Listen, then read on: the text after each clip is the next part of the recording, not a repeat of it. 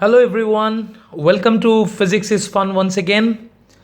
Today let's see what's our problem is. We have a conducting loop or a conducting wire which has some resistance R. Okay, this resistance R is not externally connected.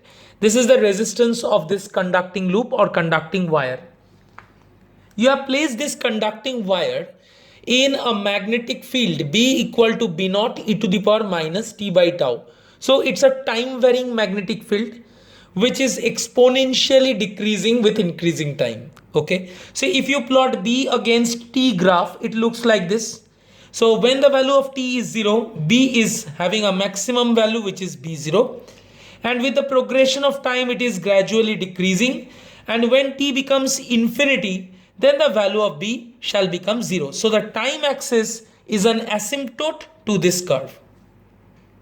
So it's a time varying magnetic field, and we can see that it is a crossed magnetic field. So it is perpendicular to the plane of the loop, directed inward. Mind you, once again, it's a conducting loop, okay, or a conducting wire loop. You may consider it to be a conducting ring.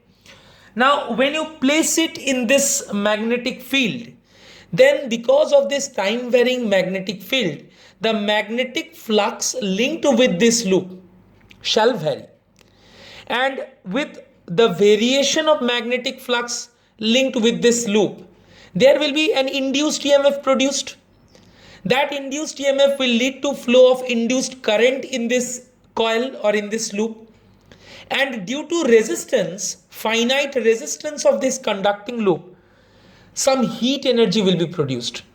What is the question of the day? The question is how much heat energy is produced after infinite time. Okay, so after infinite time, what is the magnitude of heat energy that is produced? So first things first, let us find the magnetic flux linked with the circuit at any instant of time.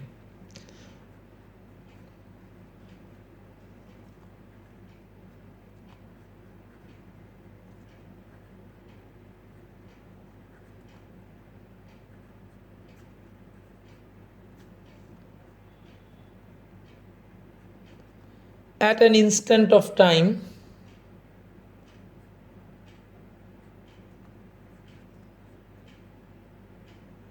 T is what we can say phi is equals to, there is one particular turn, so it is NBA. So here is one turn, so I can write B into A, so B0 e to the power minus T by tau multiplied by pi r square.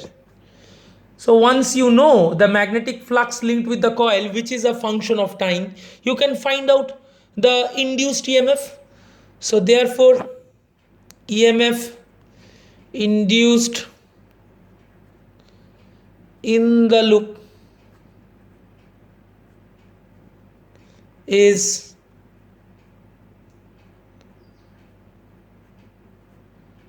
E equals to minus d phi dt. So very clearly you understand why minus sign, because the induced EMF will be produced in such a sense so that induced current flows in this loop in order to oppose the cause which produces it, which is Lenz's rule. So here we are having crossed magnetic field.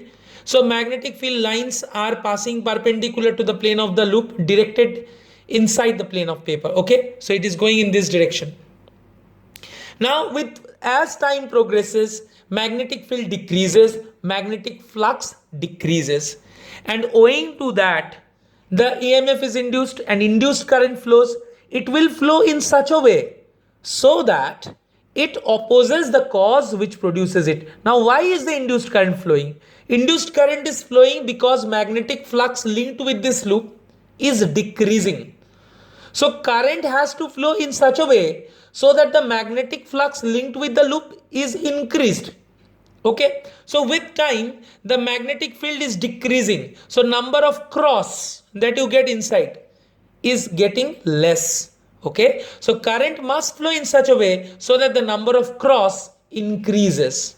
All right, so number of cross can only increase when current flows in this particular way, that is in clockwise sense. So induced current in the loop must flow in clockwise sense. That should be the sense of induced current, because that induced current will increase B. Question is, why induced current is flowing? Induced current is flowing because magnetic flux is decreasing with time. Why magnetic flux is decreasing? Because magnetic field is decreasing with time. Because of decrease in magnetic field, number of cross decreases. So in order to increase the number of cross, that will be kind of opposing the cause. Current has to flow in clockwise sense. So let's differentiate it. So let's see what do we get. So E equals to minus pi r square b naught ddt of e to the power minus t by tau. The e to the power minus t by tau and minus 1 by tau will come out. So this is the EMF which is induced. Now this value of induced EMF basically will result in the flow of induced current in the circuit, and this induced current flowing in this particular wire which has some resistance R shall produce heat in it. Okay, question is, what amount of heat will be produced after infinite time? Now you already know since your class 10 standard that the amount of heat produced across a resistor when you apply some potential difference across it is a V square T by R. So here what we can say, that dH, the amount of heat energy produced, we can say dH is square by R dt. Okay, and what we can say from here, therefore heat produced H equals to E squared. So pi square small r to the power 4 b naught square divided by tau square, and here you already have a resistance capital R. Okay, and e to the power minus 2t by tau dt. If you want to find out total heat energy after infinite time, so 0 to infinity. So this is what you have to do. So let's integrate now. What do we get? So from here we get H equal to pi square r to the power 4 b naught square by tau square capital R e to the power minus 2t by tau divided by minus 2 by tau 0 to infinity. So or H equals to pi square r to the power 4 b naught square by tau will go on top, so 1 tau will cancel, tau r, and here you will always get a 2, and if you put the minus sign here within the limits, so e to the power minus 2t by tau the infinity to 0. Okay, so basically how much do you get from this integration? This will give you 1. So therefore how much heat energy is produced after infinite time?